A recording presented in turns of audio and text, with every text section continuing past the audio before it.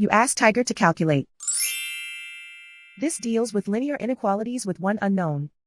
The final result is x equal or smaller than -6/5 equal or smaller than -11/5. Let's solve it step by step. Simplify the expression.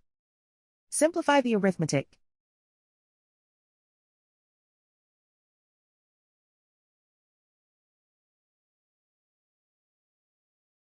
Group all constants on the right side of the inequality. Subtract 20 from both sides.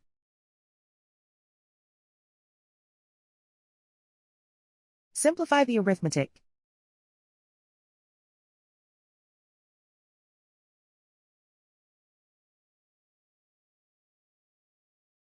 Isolate the x. Divide both sides by 5.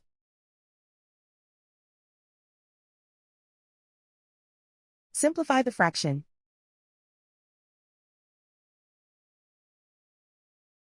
Plot the solution on a coordinate grid. And so the final result is x equal or smaller than -6/5 equal or smaller than -11/5.